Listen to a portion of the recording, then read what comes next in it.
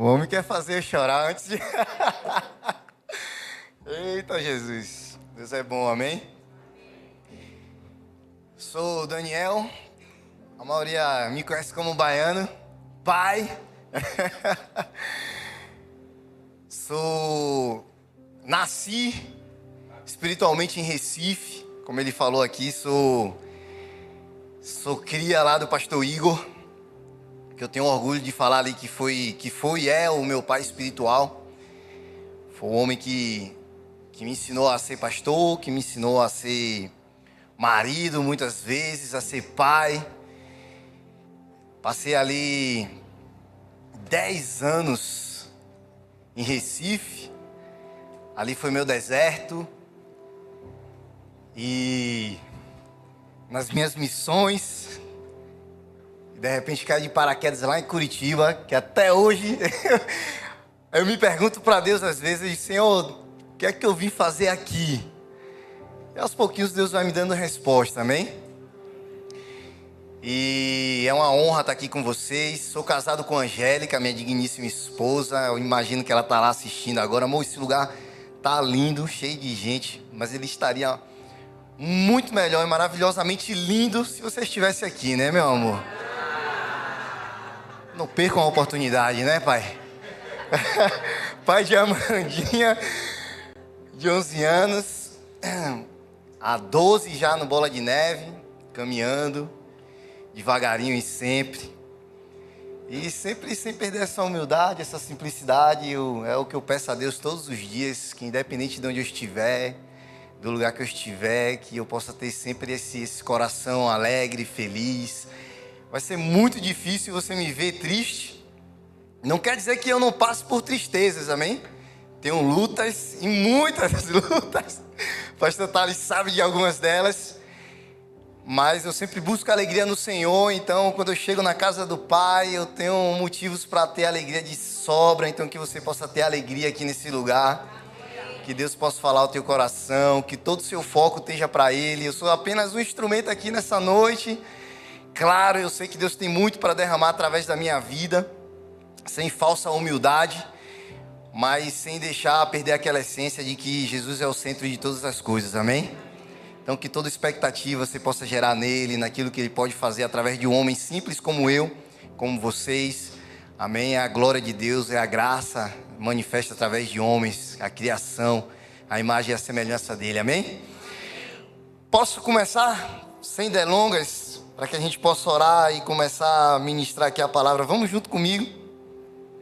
Para que a gente possa viajar naquilo que Deus quer falar no nosso coração. João 21, versículo 15.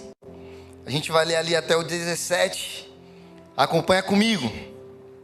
Assim, tendo eles jantado, disse Jesus a Simão Pedro: Simão, filho de Jonas, tu me amas mais do que estes? Ele respondeu: sim, Senhor, tu sabes que eu te amo. Ele disse: apacenta os meus cordeiros. Ele disse novamente, pela segunda vez: Simão, filho de Jonas, tu me amas? Ele disse: sim, Senhor, tu sabes que eu te amo. E Jesus respondeu mais uma vez: apacenta as minhas ovelhas. Ele disse pela terceira vez: Simão, filho de Jonas, tu me amas? Pedro se entristeceu, porque Jesus havia dito pela terceira vez: tu me amas? E ele disse: Senhor, tu sabes todas as coisas, tu sabes que eu te amo. Jesus disse: apacenta as minhas ovelhas. Feche seus olhos. Pai, estamos diante da tua presença, Senhor. Aqui o Senhor foi exaltado e eu sei que aonde há adoradores, o céu se abre e a tua glória vem sobre esse lugar, porque a tua palavra fala que o Senhor busca ansiosamente por verdadeiros adoradores.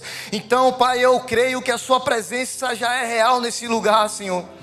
Pai, isso é independente de pessoas, mas eu sei, Pai, que o Senhor se manifesta de forma poderosa nesse lugar. Pai, eu te peço, flui nos quatro cantos dessa igreja com a tua presença. O teu Espírito tem liberdade nesse lugar, Senhor. Pai amado, nós clamamos pela tua presença nesse lugar. Nós desejamos, Senhor, a tua presença nesse lugar. Deus amado, não nos negue a tua presença. Nós desejamos, nós te pedimos, Senhor.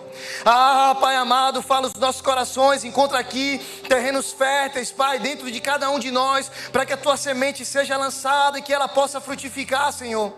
Pai amado, eu declaro a tua glória sobre esse lugar, pois tu és santo, poderoso, digno de toda a honra, de toda a glória, aquele que era, que é e para sempre será, o início, o fim de todas as coisas. Tu és santo e poderoso, todas as coisas declaram a tua santidade. Os anjos declaram, Senhor, santo, santo, santo é o Deus Todo-Poderoso. Por isso nós estamos aqui, ó Pai amado. Quanto a mim, Pai, eu sou apenas o teu servo nesse lugar, então me usa de forma poderosa mais uma vez. Usa a vida do Sérgio aqui, Pai, que estamos ministrando juntos, que os céus possam se abrir nesse lugar, que a adoração suba e que a glória desça, Pai, em nome de Jesus. Assim, Pai, nós começamos esse culto apresentando honras e glória àquele que é o único digno de todo louvor, em nome de Jesus. Se você crê, aplauda Ele.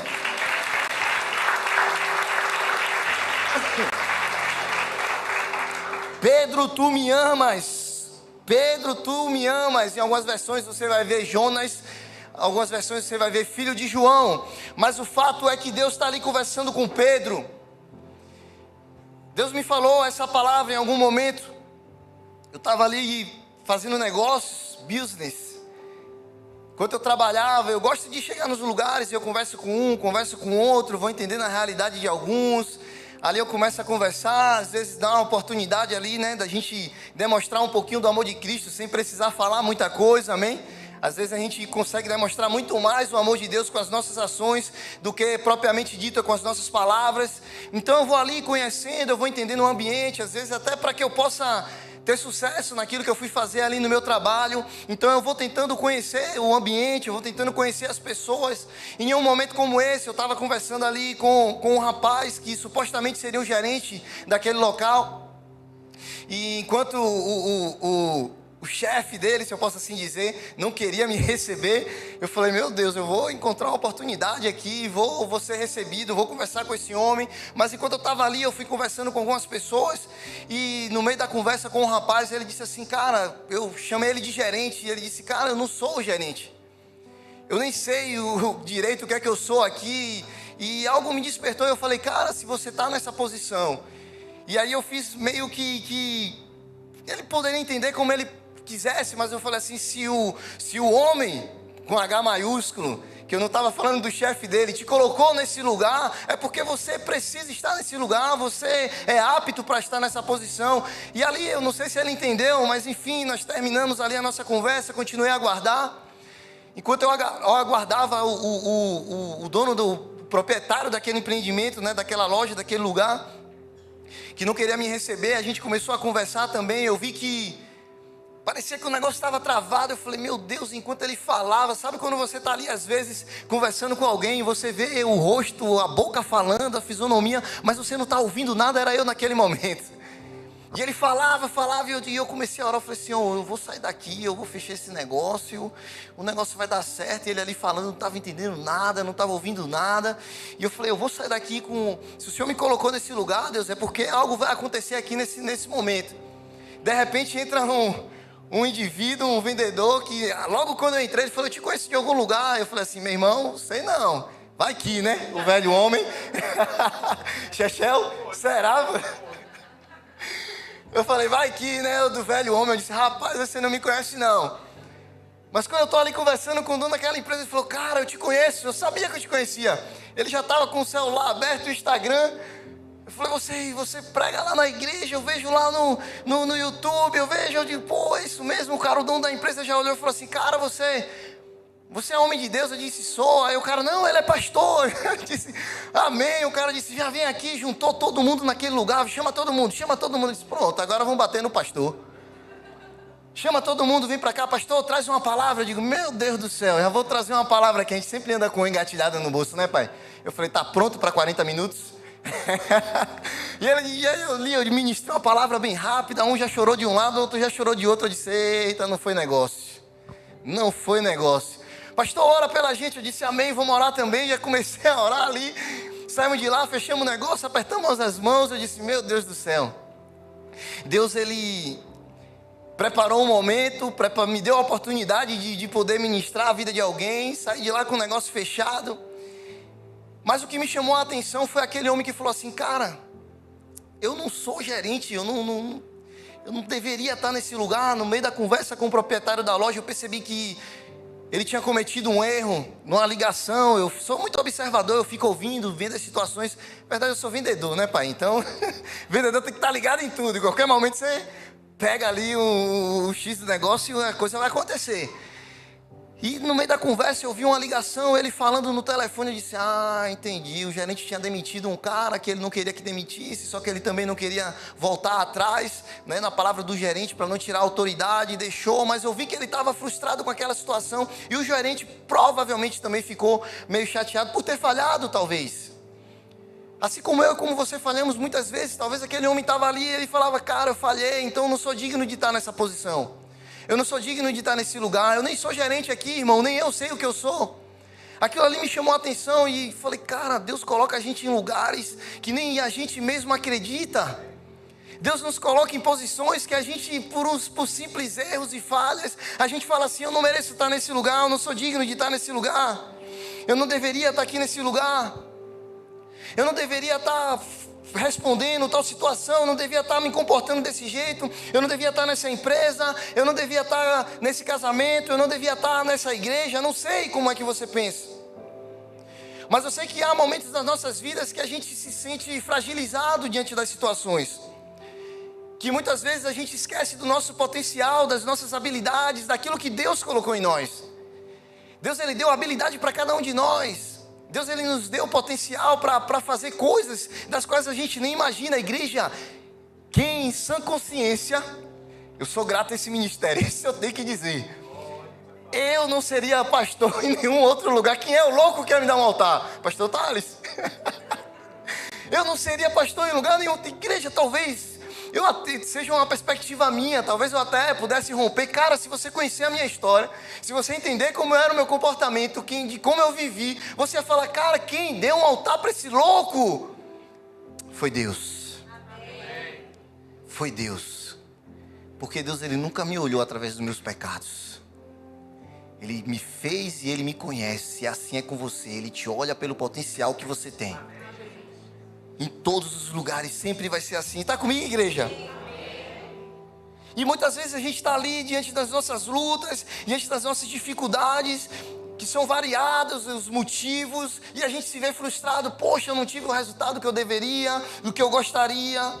Eu não rompi na área que eu gostaria. Não sei o que é que você passa que te faz se sentir menor do que aquilo que você verdadeiramente é. Os motivos são muitos, e é isso que está acontecendo com Pedro aqui, igreja. Pedro está ali, Jesus está perguntando para ele, Pedro, você me ama, Pedro? Pedro, sim, Jesus, eu te amo. Pedro, você me ama? Sim, Jesus, eu te amo.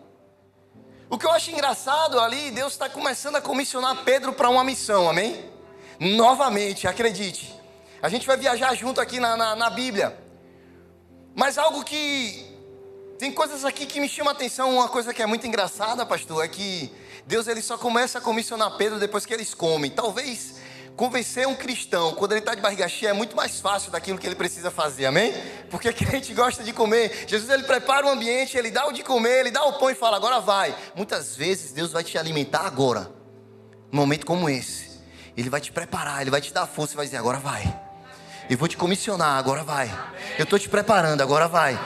O que eu vejo ali acontecendo é que Pedro, depois de comer, depois de estar com a barriga cheia, igreja, é importante a gente entender, eu brinco aqui, né, falo que crente de barriga cheia funciona melhor, mas quando a gente não alimenta aquilo que a gente deseja, que o estômago aqui está falando do nosso interior, quando a gente não alimenta, quando aquilo que a gente deseja, que a gente anseia, não acontece, nós não estamos preparados para dar um próximo passo. E o que Deus está falando é assim, ó, Pedro, eu vou te dar de comer todo o alimento que você precisa, está em mim. Toda a satisfação que você deseja está em mim. Tudo que você anseia está em mim, Pedro. Eu sou o verdadeiro alimento. Eu sou tudo que você precisa. Eu sou a tua verdade, eu sou a tua realidade. Sou eu, Pedro. Sou eu, é isso que Jesus está falando para Pedro. Ele alimenta Pedro.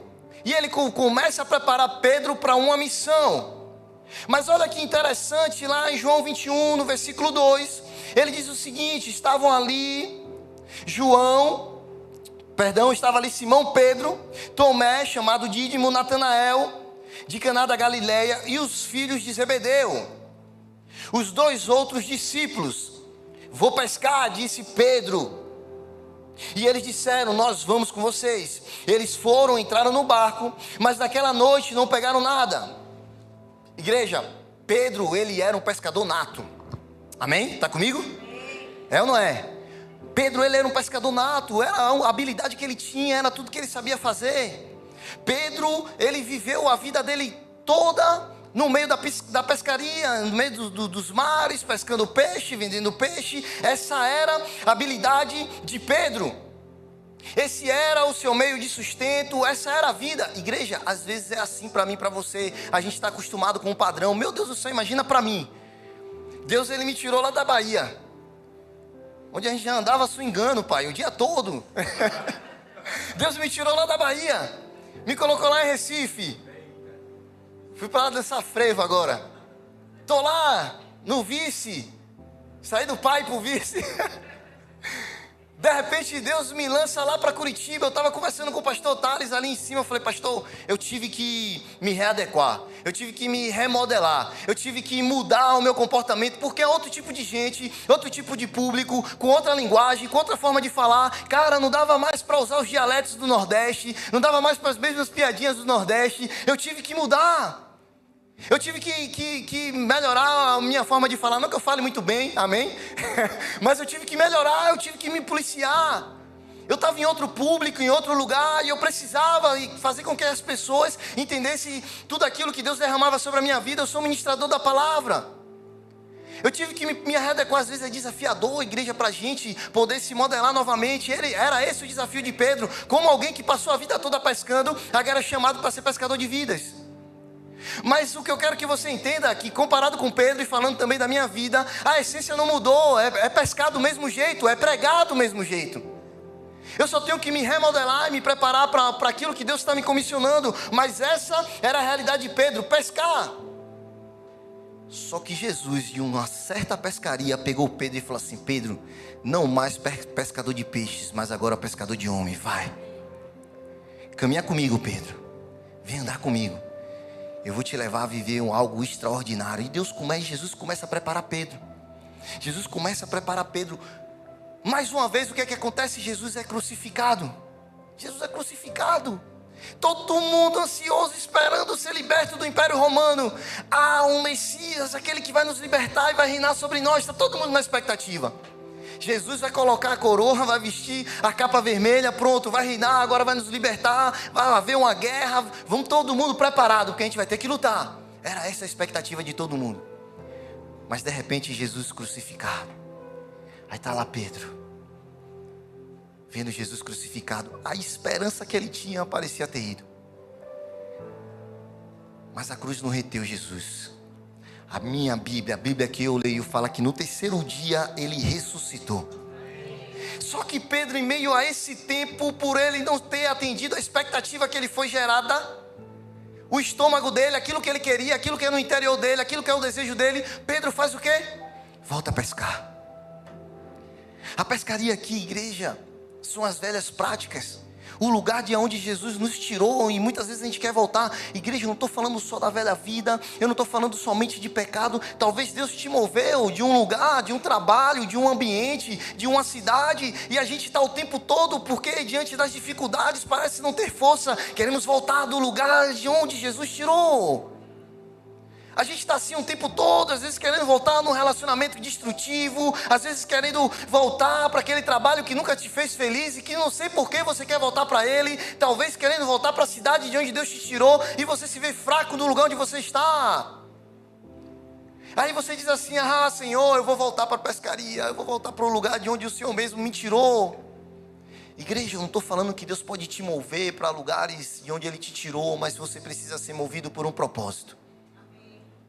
Você precisa ouvir a voz de Deus. Você precisa ter certeza. Igreja, deixa eu te falar.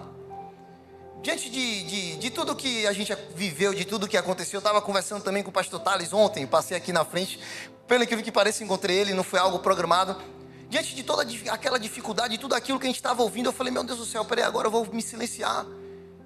7 dias de jejum e oração, me fechei, não quis ouvir ninguém, não quis falar com ninguém. Eu falei, qualquer decisão que eu tomar, eu vou ter dificuldade, eu vou ter desafio.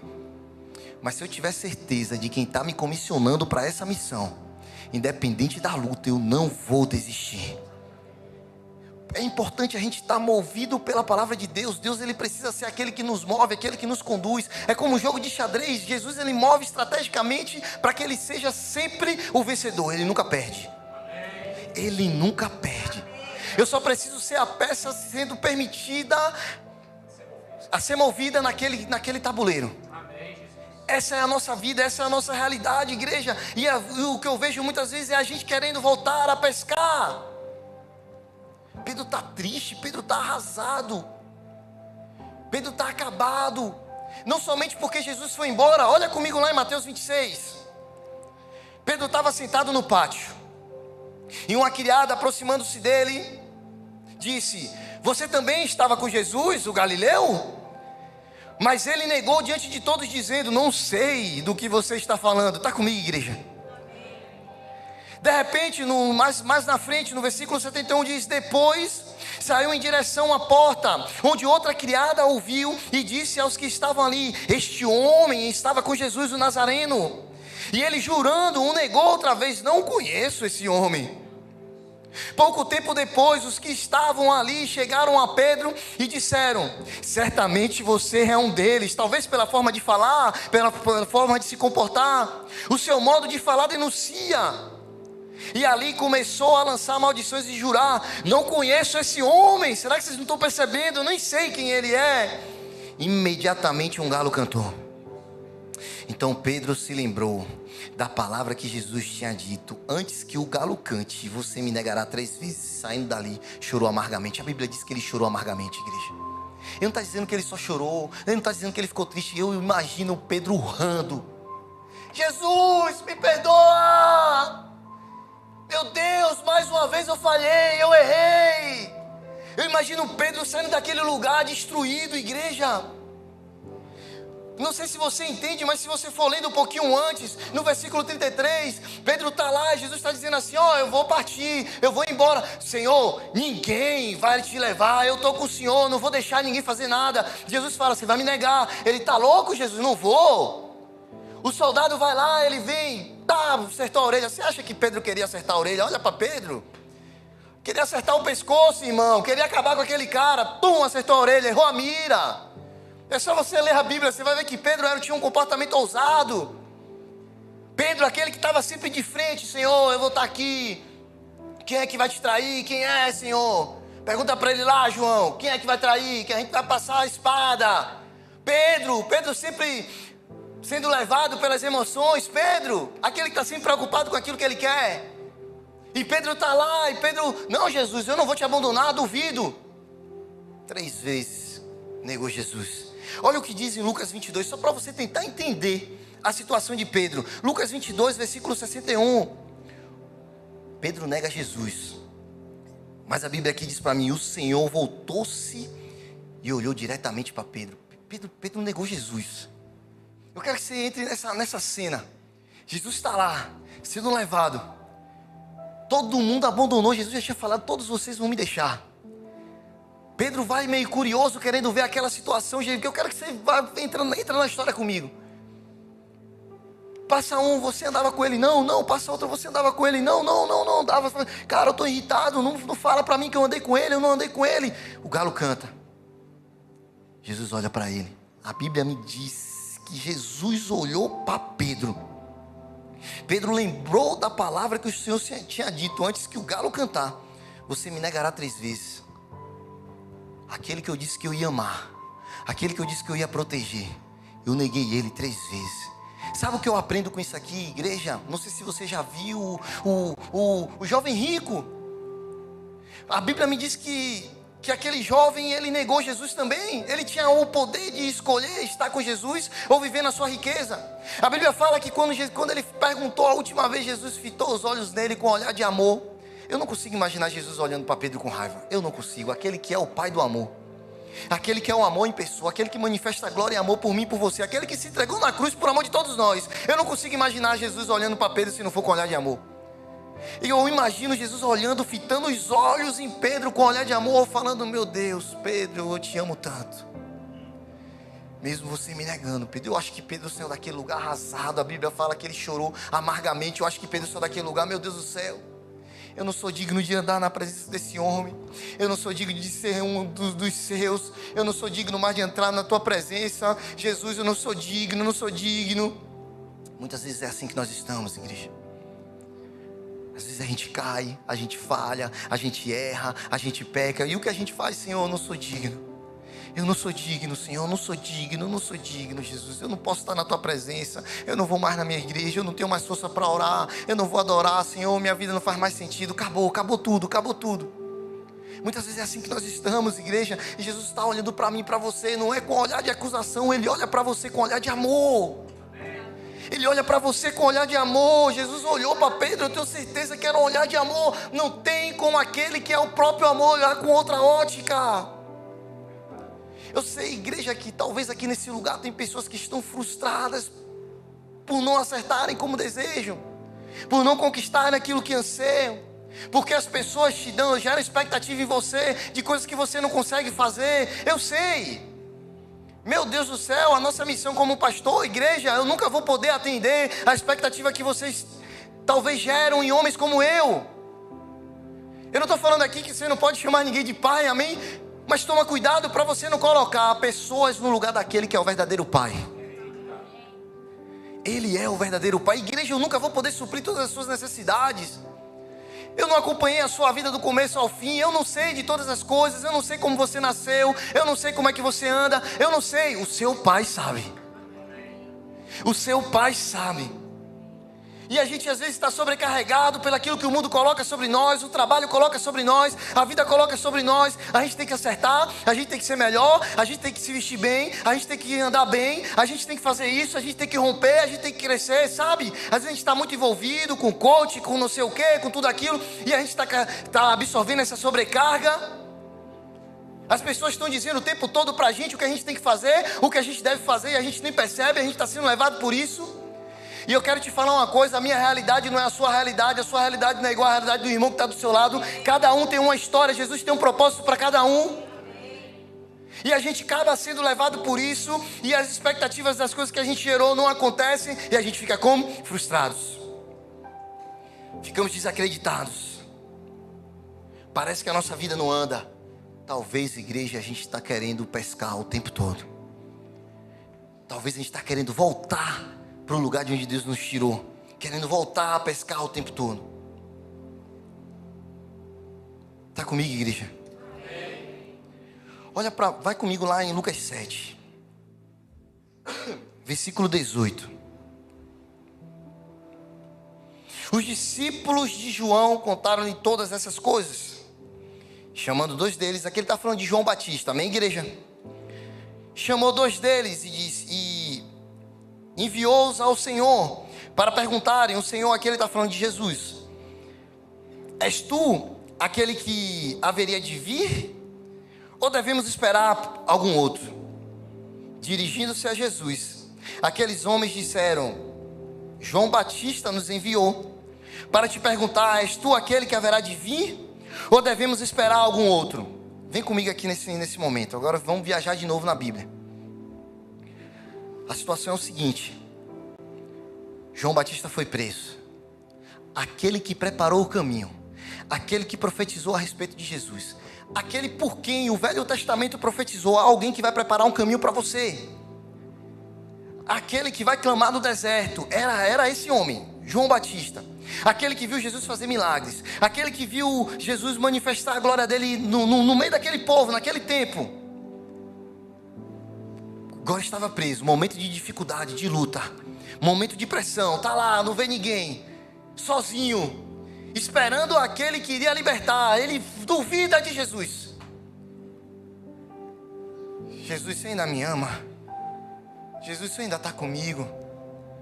Jesus, você é Jesus para todo mundo? E só não é para mim? Jesus, o que aqui está acontecendo? Jesus, por que eu estou nesse lugar? Jesus, por que eu estou passando por essa luta? Jesus, por quê? Por quê? Igreja, eu não estou querendo diminuir a sua dor é a sua dor, só você sabe o que você sente, só você sabe a luta que você passa. Mas o que eu vejo João aqui é duvidando daquele que ele viu milagre. Quantas vezes você não viu milagre na sua própria vida? Quantas vezes você não viu Deus manifestar milagre, talvez na vida do irmão que está aí do teu lado, na tua casa, na tua família? Quantas vezes Jesus não fez milagres? Meu Deus do céu, para uns aqui casar já foi um milagre, filho, porque falta beleza. Mas olha quantos milagres, o meu casamento é um milagre. 2 vezes. Primeiro que ela deve ser mais louca do que eu para poder casar comigo diante do homem que eu era. Minha mãe já falou logo, pula fora que é sujeira. Minha mãe, viu? Pula, filha, que é sujeira. Não vale nada. Pergunta a ela para você ver se eu estou mentindo. Não vale nada. Casou comigo, é louca. Mas depois de tudo isso, igreja, eu vi o maior milagre da minha vida, meu irmão. Eu estava prestes a separar daquela mulher, a maior burrice que eu ia fazer. Jesus chegou, meu irmão.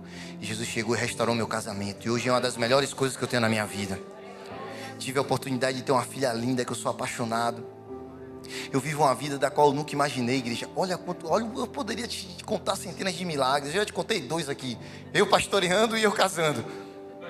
Está entendendo? Olha quantos milagres Deus pode fazer. Eu não sei o que é que você está esperando. Se você quer ver fogo do céu, se você quer ver lua de sangue, eu não sei o que é que você está esperando, mas eu vejo um milagre todo dia.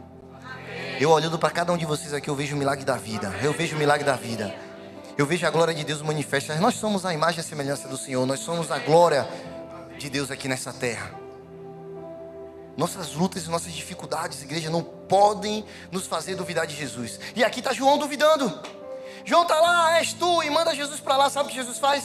Chama aqueles 2 e fala assim, vem comigo. É só você ler a Bíblia, você vai entender o que eu estou dizendo. Jesus começa a fazer milagre, faz cego enxergar, faz paralítico andar. O milagre começa a acontecer, meu irmão, manifestação da glória de Deus. Jesus vai lá e fala assim, agora vai lá. Conta tudo o que vocês viram para João. Conta tudo o que vocês viram para João. Olha lá, Lucas 7, versículo 24. Depois que os mensageiros de João foram embora, igreja, Jesus fez milagres. Pegou os 2, falou assim, vai lá, fala para João tudo que vocês viram. Toda a glória manifesta aqui nesse lugar. E Deus falando para mim e para você hoje. Eu sou talvez nessa noite um desses 2 homens, vindo falar para você a respeito dos milagres de Deus. Vai lá, conta tudo, Daniel, que você viu, tudo aquilo que eu fiz na tua vida. Conta para aquelas pessoas, vai lá, conta para aqueles que estão duvidando. Conta para aqueles que estão ainda achando que eu não estou com eles. Conta para aqueles que estão achando que eu não sou aquele que vai transformar a vida deles, aquele que vai fazer eles romperem. Conta para eles aquilo que você viu, aquilo que você viveu. Sou eu hoje aqui falando para você. E aí Lucas 7, 24 diz assim, depois que os mensageiros de João foram embora, Jesus começou a falar para a multidão a respeito de João. O que vocês foram ver no deserto? Um caniço agitado pelo vento? Ou o que vocês foram ver? Um homem vestido de roupas finas? Ora, os que vestem roupas esplêndidas, roupas luxuosas, roupas lindas, exuberantes, eles estão no luxo dos palácios. Afinal, o que vocês foram ver?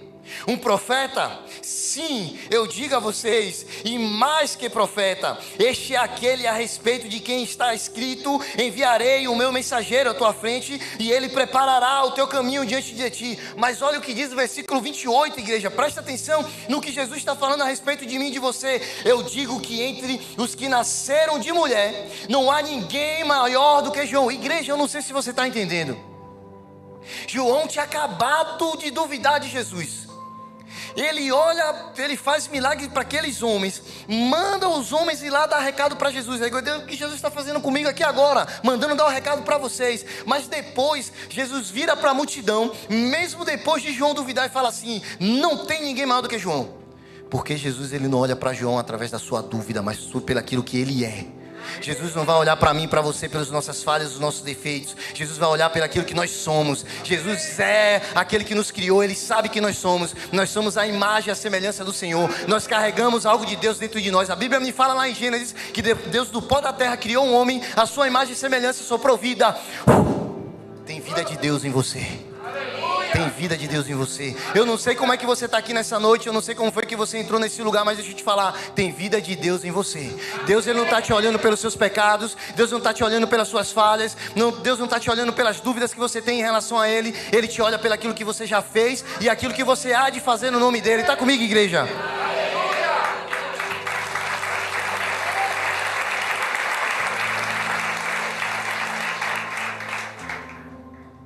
A nossa condição, igreja, não pode nos definir. Às vezes nós estamos, mas nós não somos. Eu posso estar na condição de pecador, mas nós não somos pecador. Deus, Ele, a partir do momento que Ele entra na nossa vida, Ele restaura, Ele transforma. Agora nós estamos como pecador. Deixa eu te falar, igreja, Deus, Ele não vai olhar a gente sempre, através dos nossos defeitos, das nossas falhas. Deus, Ele sabe do que você é capaz. Se Deus te colocar em qualquer lugar, é Ele quem te capacita para que você possa estar naquele lugar, amém, igreja? Eu não sei qual o desafio, não sei qual o sonho que você tem, não sei qual o plano que você tem, não sei quais são os desafios da sua vida hoje, mas apenas cria, porque Deus, Ele pode realizar milagres através da sua vida. O meu Deus, Ele não mudou, Ele continua realizando milagres, Ele é o mesmo ontem, hoje, para sempre será. A Bíblia que eu leio me fala a respeito disso. A Bíblia que eu leio me diz que as minhas lutas, elas não vão me destruir, mas ela vai me levar numa fé ainda maior. Deus, Ele vai fazer algo grande sempre, e sempre, e sempre, porque Deus se renova todos os dias com a sua palavra sobre a minha e sobre a sua vida. O que eu quero que você entenda, igreja, então, pastor, eu posso viver pecando? Eu posso viver pecando, igreja, não confunda liberdade com libertinagem, amém? A Bíblia nos diz lá em Gálatas 5 que para a liberdade Cristo nos libertou inclusive do pecado. A sua graça nos deu poder para resistir o pecado, não liberdade para entrar pecando o tempo todo na presença dele. Então não confunda a graça com pecado, liberdade com libertinagem. A graça, ela é libertadora. A graça de Deus, quando vem sobre as nossas vidas, é o que eu sinto com Deus hoje. Eu digo que eu tenho uma dívida de gratidão. Não importa o quanto eu faça por Deus, eu nunca vou poder pagar para Ele aquilo que Ele fez por mim. Quando eu olho que é de graça e que foi pela graça, eu digo assim, meu Deus, fiel eu sou ao Senhor Jesus. Porque eu sei o que o Senhor fez por mim, eu sei de onde você me tirou, eu sei tudo que o Senhor fez na minha vida. Pai, diante dessa graça, Senhor, eu rejeito o pecado porque eu tenho prazer na Tua presença. Eu tenho prazer naquilo que é Teu, Senhor. Eu rejeito o pecado porque eu não quero ser só filho, eu quero ser um filho agradável diante da Tua presença. Senhor, eu rejeito o pecado porque eu quero romper e ir mais perto de Ti. Senhor, quanto mais eu me aproximo, mais santo eu sou. Quanto mais eu me aproximo, mais parecido contigo eu sou. A Bíblia fala a respeito disso para mim e para você, igreja. Então não confunda que a graça vai te dar liberdade para pecar. Pecar para mim, igreja, tem que ser igual você tá andando ali naquela calçada, uma pedra, você tropeça, você percebe que ela está lá, e a partir de hoje eu não mais tropeço nela porque eu sei que ela está naquele lugar. O pecado, ele sempre dá sinais para a gente sabe quando a gente vai pecar, igreja. Acredite, vai ter aqueles pecados que são como chutar uma pedra, mas você já sabe onde estão os gatilhos, você já sabe o que te leva a pecar. A partir de então agora eu já não peco mais. Mas para, igreja, não dá para ficar pecando toda hora, não dá para a gente ficar se jogando no pecado, não dá para ficar ali no Instagram, eu vou pecar, não vou olhar só um pouquinho, não vou. O pecado sempre dá um sinal, igreja. Não dá, o pecado sempre dá o sinal, não dá para a gente ficar ali fletando com o pecado o tempo todo. Então não confunda que a graça de Deus nos dá liberdade para pecar. Ela nos dá poder para rejeitar o pecado. Está comigo, igreja? Posso trazer mais um exemplo para a gente finalizar aqui? Posso mais? Não dá ousadia. 2 Samuel 12, passagem que vocês já conhecem, versículo 9, diz o seguinte: porque você desprezou a palavra do Senhor, fazendo o que ele reprova. Você matou Urias, o hitita, com a espada dos amonitas, e ficou com a mulher dele. Por isso, a espada nunca se afastará da sua família, pois você me desprezou e tomou a mulher de Urias, o hitita, para ser sua mulher. Vamos contextualizar isso daqui para você entender o que é que está acontecendo. Davi tinha tudo o que ele precisava, tudo que ele sonhava. O reino era dele, ele reinava agora sobre Israel, um povo. Ele tinha um exército, ele era vencedor. Davi estava rompendo, Davi estava crescendo, Davi estava tendo tudo. O que acontece? No momento, no tempo em que os reis iam para a guerra, Davi ficou lá fazendo nada. Está lá Davi fazendo nada. De repente Davi olha ali da sacada, vê uma linda mulher e disse: meu Deus, eu sou o rei, tudo eu posso. Tomou a mulher de Urias. O que aconteceu? A bichinha ficou buchuda, como a gente diz aqui. Vem Davi e fala assim: agora vamos fazer o seguinte, traz Urias. Vai para lá, Urias. Vai ter com a sua mulher ali à noite. Esse filho vai ser seu. Pai é quem cria. Não é assim que o povo fala? Era essa a estratégia de Davi. Você vê como é antiga, né? Pai é quem cria. Urias, um homem de Deus, falou assim: não, eu estou para a guerra. Nem sexo, pai. Estou em santidade. Não deu certo, Davi, o primeiro plano. Davi vem e fala assim: põe Urias junto com o batalhão no lugar mais perigoso. Tem que morrer. Morreu só Urias? Claro que não morreu só Urias. Davi é assassino de muitos homens. Ele coloca um batalhão lá na frente. Os caras morrem. Chega a carta para Davi. Um homem morreu. Davi, opa, estou aliviado. Vem o profeta Natan. Conta uma historinha para ele. Imagina, o boizinho, você já sabe como é. Se você não sabe, depois você vai lá e lê 2 Samuel 12. Chegou o boizinho, um fazendeirozinho, um cara que tinha muitos bois, outro que não tem. O cara vai lá, pega o boi do que não tem e assa para receber o visitante. Davi, com a sua justiça própria, quem nunca? Tem que devolver 4 vezes mais e tem que morrer. Merece o castigo. Natan olha para ele e diz: esse é você, Davi. Davi se derrama na presença de Deus. Mas Deus fala para ele: a espada nunca vai se afastar de você. O que eu quero que você entenda é que todo pecado tem consequência. Apesar de Deus não te olhar através dos seus pecados, todo pecado tem consequência. Todo erro tem consequência. Toda falha tem consequência. Está comigo, Cris? Mas deixa eu te falar. Davi deixou de ser rei por causa disso? Porque Deus nunca olhou para Davi diante dos seus pecados. Davi deixou de conquistar muitos reinos por causa disso? Porque Deus nunca olhou para Davi por causa dos seus pecados. Sabe o que a Bíblia me diz em Atos? Fala assim: eu vou restabelecer, vou reconstruir. O próprio Deus está falando: vou reconstruir o tabernáculo de Davi. Você sabe o que é que Deus está falando? Eu sinto saudade do tabernáculo de Davi. O lugar onde tinha adoração 24 horas por dia sem cessar, onde eu era declarado santo, santo, santo. Aquele que era o assassino, Deus tinha saudade do tabernáculo dele. Sabe o que a Bíblia me diz? A Bíblia me fala assim, que um homem querendo um milagre fala assim: Jesus, filho de Davi, ei! Ele é lembrado como o Pai de Jesus Cristo, não pelo seu pecado. Porque Deus, Ele não olha para mim e para você, igreja, pelos nossos pecados. Deus, Ele olha com graça e misericórdia, assim como Ele olhou para mim. Ei! Deus, Ele não nos olha através dos nossos pecados. Ele nos olha com graça. É Ele que nos capacita para fazer, para realizar. É Ele que nos coloca em lugares altos ou baixos. É Ele que dá a vida, é Ele quem tira. É Ele que nos dá os bens, é Ele quem tira. Ele é o Deus, Ele não me olha pelos meus pecados. Não há limitação para Ele. A semente, ela não é dependente do semeador. O semeador pode estar como for, igreja. Se ele lançou a semente, ela vai frutificar.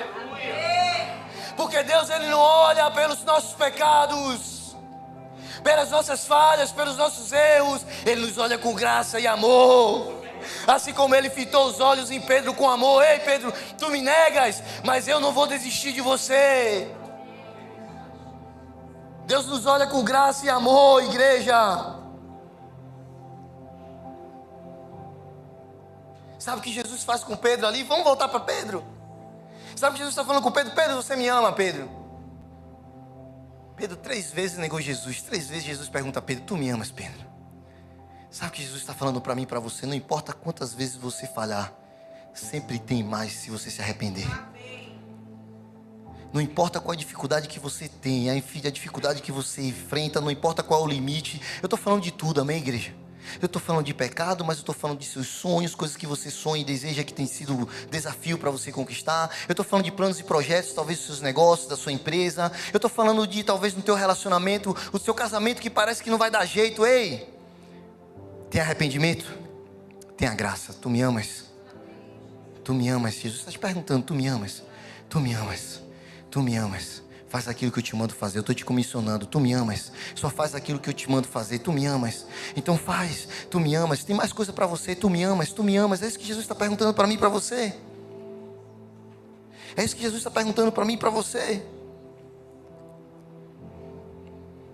Agora, muitas vezes Jesus vai fazer algo para que a gente possa se lembrar de todas as coisas que Ele já fez em nossa vida. João 21 diz o seguinte, no versículo 4, ao amanhecer, Jesus estava na praia. Olha que louco, igreja. Jesus estava na praia, mas os discípulos não reconheceram. A gente voltou para a pescaria, amém? A segunda, Pedro voltando a pescar. E sem outro detalhe muito importante que você nem sabe, você é influência para outras pessoas. Pedro decide pescar, todo mundo fala assim: eu vou com você, eu vou com você, vou seguir você. Você é exemplo para pessoas que talvez você não sabe. A sua vitória pode trazer inspiração para outras pessoas, pode levar coragem para outras pessoas. Mas vamos, isso deixa para uma outra oportunidade para a gente pregar. Mas Jesus está lá, na beira da praia. Os discípulos não reconhecem. Jesus pergunta: filhos, vocês têm algo para comer? Eles têm? Claro que não, não estavam conseguindo pescar nada. Eles responderam: não. Jesus disse: lancem a rede do lado direito do barco, vocês encontrarão. Eles a lançaram e não conseguiram recolher a rede, tal era a quantidade de peixe. Igreja, como foi que Jesus puxou Pedro a primeira vez? Pescando.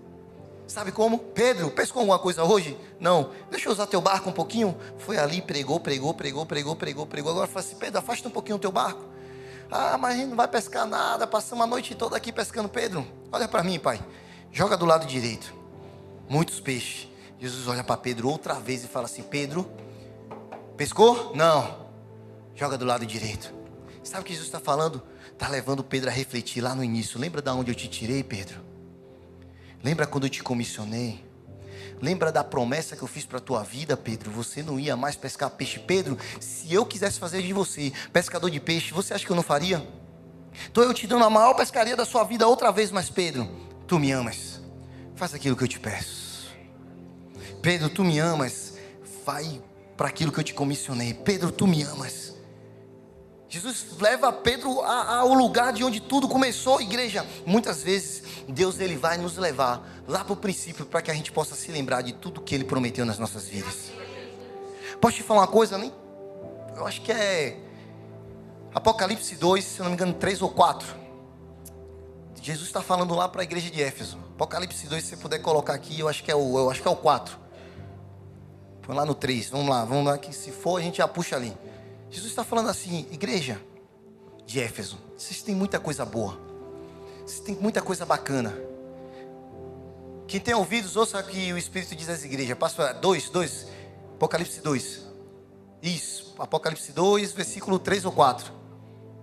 Isso, glória a Deus. Você tem perseverado e suportado sofrimentos por causa do meu nome e não tem desfalecido. Próximo. Eita, esse daí. No entanto, contra você tenho isto: você abandonou o meu primeiro amor. Meu Jesus. Bota o próximo para a gente ver o que é que ele diz. Portanto, lembre-se de onde você caiu, arrependa-se e faça as obras que praticava no princípio. Até aí, não vou nem ler o resto aqui, amém? Depois você lê, Jesus está falando. Sabe o que Jesus está falando para a igreja de Éfeso aqui? Ele está falando assim, às vezes a gente fala assim, né? Eu já fiz isso, pastor. É só o primeiro amor, daqui a pouco isso vai passar. Sabe o que Jesus está me falando aqui? Que sair do primeiro amor é pecado. Não, pera aí, pastor, sair do primeiro amor é pecado? É pecado. Por que ele manda a gente se arrepender e voltar para o primeiro amor? Eu me arrependo de quê? Jesus está falando aqui, lembra de onde você caiu? Lembra do início de todas as coisas. Volta para o primeiro amor. Volta para o início. Lembra de tudo que eu te fiz, para que você possa chegar no lugar que eu quero que você chegue. Muitas vezes Deus vai te levar lá no início, igreja. Nunca perca esse primeiro amor. O primeiro encontro que Pedro teve com Jesus, Jesus lançou a rede do lado direito, mandou ele lançar, fala, vem, vai ser pescador de peixe. Lembra disso? Lembra do primeiro dia que você levantou a mão, meu irmão? Talvez nessa igreja aqui eu me lembro como hoje o primeiro dia que eu levantei a minha mão. Lembra desse dia? Lembra de quando Jesus quantas vezes restaurou a tua vida, de quantas lutas você passou e Jesus não te deixou na mão? Lembra daquele dia que você levantou a mão, talvez foi o dia mais marcante da tua vida. Lembra quando você desceu as águas? Lembra de quando você desceu as águas? Lembra do início? Lembra quando Deus te comissionou líder? Talvez você foi ungido aqui nesse altar, eu não sei. Quando Deus te ungiu diácono, presbítero, pastores. Se Deus colocou vocês aqui, é porque vocês estão comissionados para uma missão aqui agora. Nesse tempo, nesse lugar, nessa igreja. Lembra do início, de quando Deus te prometeu, de quando Deus colocou a mão sobre a tua vida, que Deus marcou a tua vida. Meu Deus, quantas vezes Jesus marcou a minha vida. Lembra da melhor decisão que você tomou, que você olhou: Jesus, agora eu vou. Jesus está te levando a lembrar de novo desse lugar.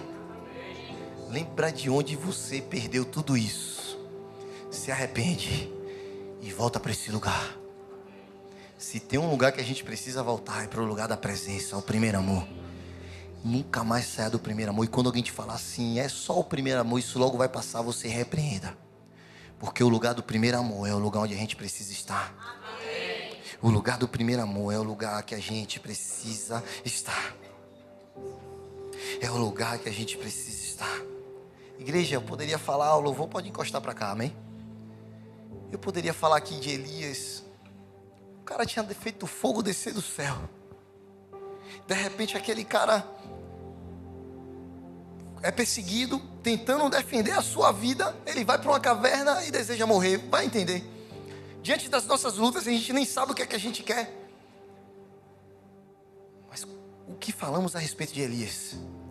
Lembra de Sansão? O cara só pisou na bola, irmão. Esses homens estão todos lá, como homens de fé, os pais da fé. Abraão falhou? O filho da promessa era quem? Da concubina? Deus falou para ele: vai lá, toma mulher. Falhou ou não falhou? Mas é o pai da promessa. Eu poderia citar para vocês aqui, igreja, centenas de homens. Centenas de homens. Eu posso citar aqui eu, pastor Thales, talvez os homens que estão aqui, qualquer um deles. Todos eles falharam em algum momento, mas Jesus comissionou para esse momento, para esse tempo, para essa hora. Eu não sei como é a sua luta, irmão, irmã, filhos de Deus. Mas Deus, Ele não te olha pelos seus pecados, pelas suas falhas, pelas suas dúvidas, pelas suas incertezas. Ele te criou e Ele sabe do que você é capaz. Feche teus olhos.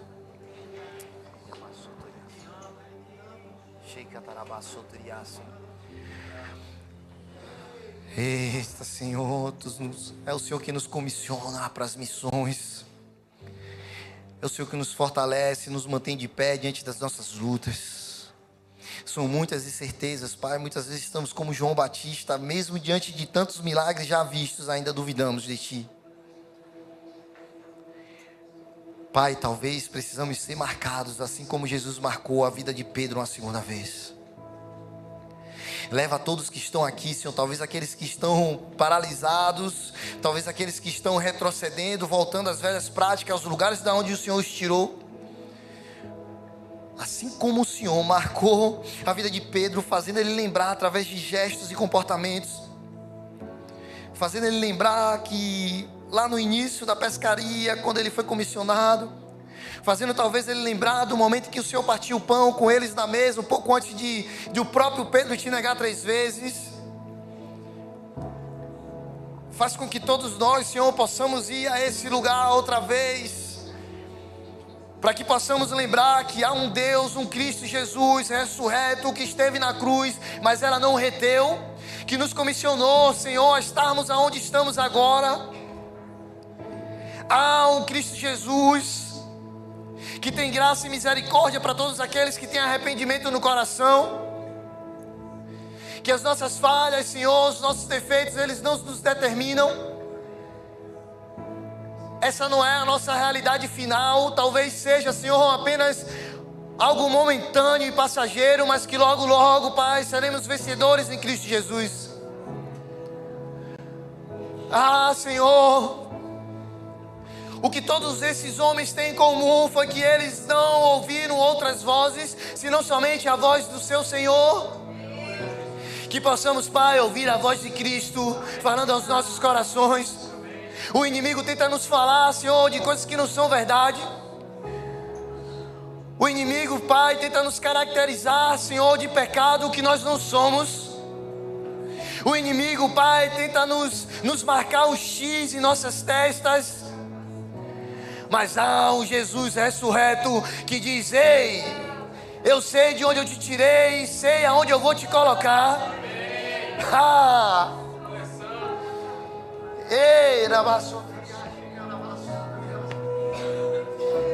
O nosso Jesus continua fazendo milagres, e Ele faz milagres aqui nessa noite. Ele está restaurando sonhos, projetos. Ele está livrando e libertando aqueles que estavam escravos do pecado. Há sinais de alerta onde Deus está alertando filhos aqui nesse lugar. Ele abaixou. Há um comissionamento para todos nós, há uma missão. Ei, a sua missão talvez não seja o altar, é no teu trabalho, é no meio dos negócios, é lá que Deus vai te impactar.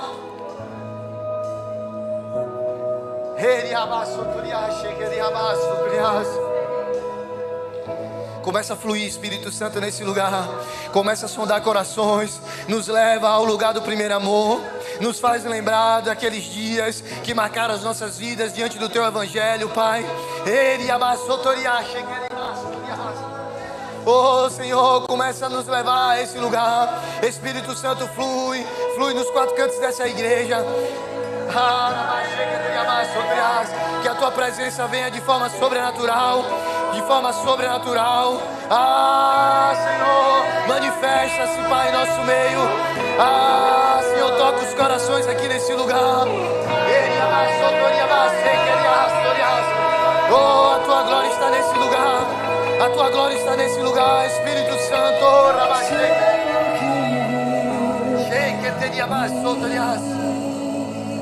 Lembra-te de onde caiu, lembra-te de onde você errou, lembra de onde você falhou, lembra de onde você duvidou, qual foi o momento.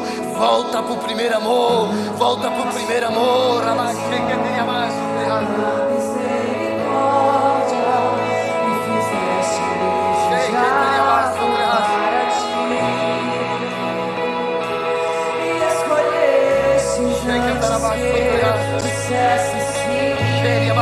Ele é santo, Ele é santo, Ele é santo. Agora é você e Ele, agora é você e Ele. Se conecta no alto. Deixa o Espírito Santo te levar a outra atmosfera. A atmosfera na presença de Deus. Esquece quem está do teu lado. Esquece as canções aqui no altar. Agora é você e Ele, é você e Ele, é você e Ele. Se encontra com Jesus outra vez. Se encontra com Jesus outra vez. Oh,